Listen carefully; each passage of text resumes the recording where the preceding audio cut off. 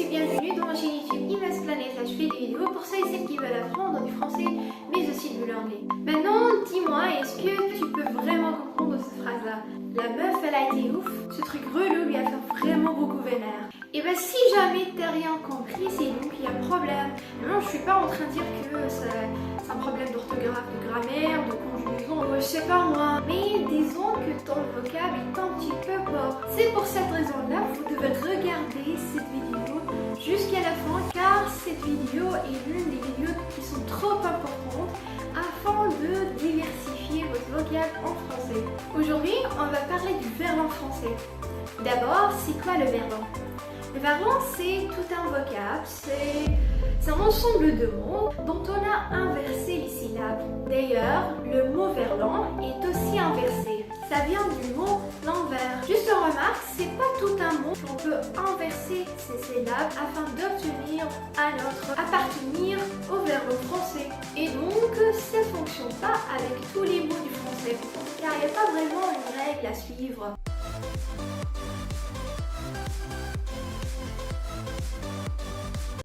Vénère. Ici, c'est le mot énervé dont on a inversé ces syllabes. C'est un adjectif qui veut dire en colère. Du coup, au lieu de dire je suis trop énervé, tu peux simplement dire je suis trop vénère. Relou. Relou, ça vient du mot lourd. Mais justement, ça désigne pas le poids. En fait, ça désigne une métaphore.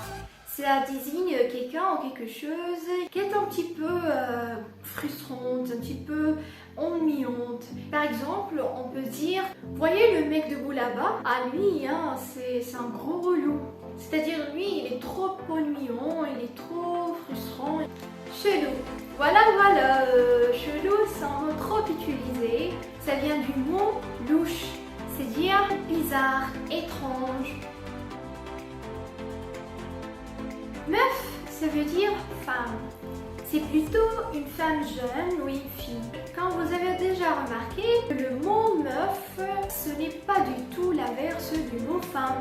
Mais justement, comme je viens de dire tout à l'heure, que en fait, il y a des mots, il y a des exceptions, il y a des mots qu'on ne peut pas les inverser. Et peut-être tu peux trouver des mots qui appartiennent au verbe français dont on ne peut pas appliquer la règle de l'inverse du mot original. Et l'équivalent du mot meuf, c'est mec. On le sait tous que mec, ça veut dire un homme. Le mot ouf, ici, ça vient du mot fou. Du coup, quand je dis t'es ouf, je suis en train de dire que t'es vraiment fou. Ou je désigne une métaphore qui veut dire t'es génial, t'es super, tu déchires. Ça vient du mot bête, c'est-à-dire stupide. On va finir avec le mot cimer. Le mot cimer, c'est un mot trop facile. Ça veut dire simplement merci. Voilà, c'est une vidéo trop légère. J'espère que ça vous plaît. Si jamais vous l'avez aimé cette vidéo, n'hésitez pas de liker, de t'abonner dans la chaîne et pourquoi pas cliquer sur la petite cloche.